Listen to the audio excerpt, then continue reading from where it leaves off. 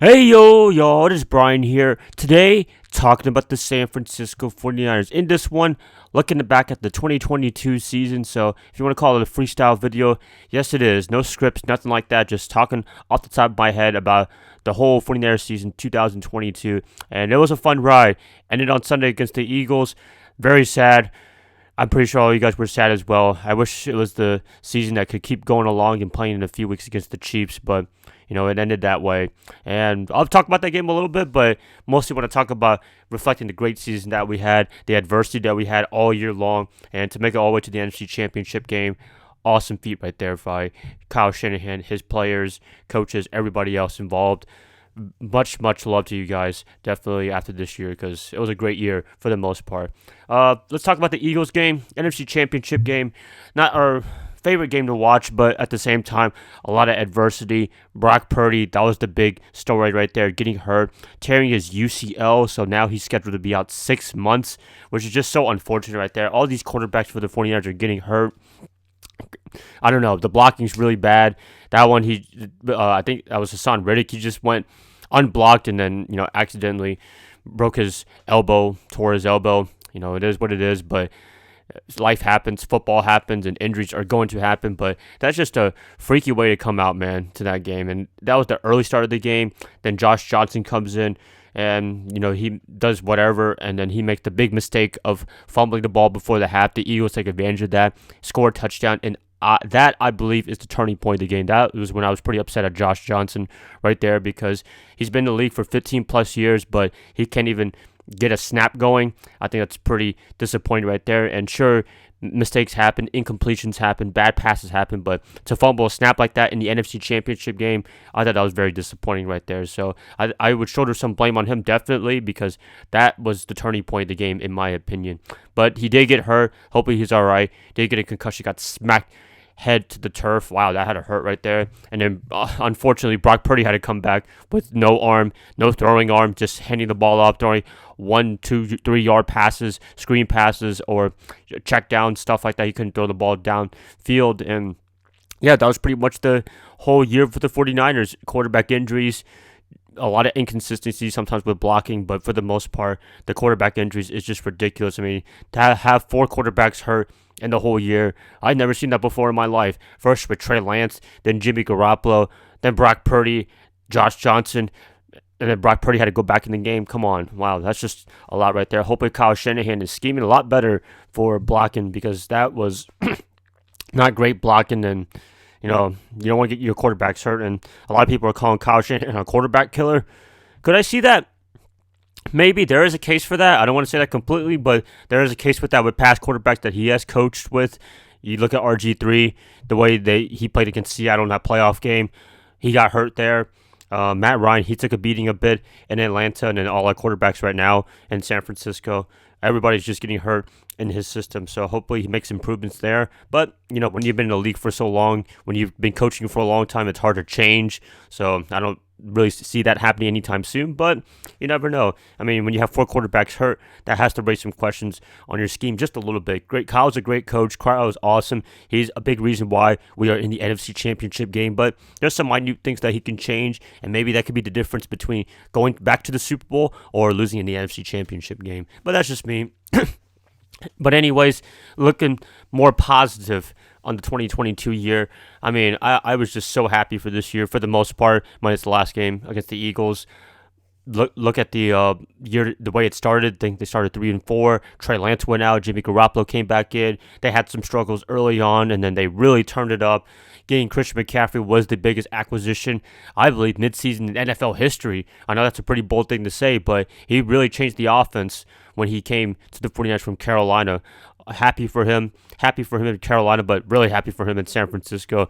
Had an awesome year. Should have made the Pro Bowl, All Pro, but it is what it is. I think the writers and voters dinged him up for getting traded midseason, but hey, it is what it is. Hopefully they get motivated definitely for next year in 2023, because I expect a lot of great things in 2023.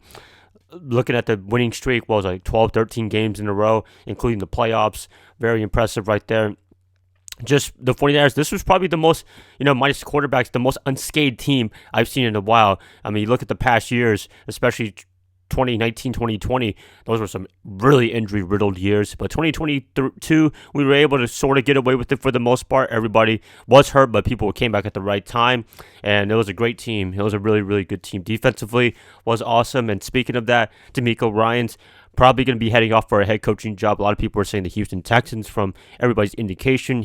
It kind of makes sense because he was a former Texans player, but in my opinion, that's probably the least desirable job. But at the same time, if this is an opportunity for him to be a head coach, I hope he takes it, and best wishes of luck to him over there if he does take that job. But it'd be nice for him to come back to San Francisco if that's a slim glimmer of hope if that ever happens. But I'm assuming he's going to be bolting away to get a job promotion, and I'm definitely down for it. I think everybody, including Fred Warner, says that this is probably his last game he coaches for the 49ers, and we're going to miss him definitely. It was an awesome defense. 2022 was the pinnacle year for him, for his defense, and wherever he goes, I expect him to do great things, especially on defense as a head coach. I think he's a great leader.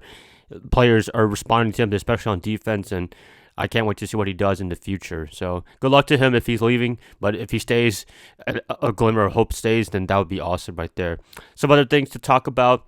Looking at 2023, the free agency period, a lot of guys are scheduled to be free agents. I'll probably make a full video on that maybe later on this week or next week, talking about the guys we could keep, guys we probably should let go because we can't keep everybody unless you're the Tampa Bay Buccaneers and Tom Brady after that Super Bowl. But for the most part, I expect players to leave and come and go and hopefully sign some players. I don't think we have the biggest money in terms of free agency, but anything can happen, and hopefully for good things to happen for the 2023 offseason. So I believe in the 49ers in the future. I believe mostly in them this year in 2022, although that was a really rough start.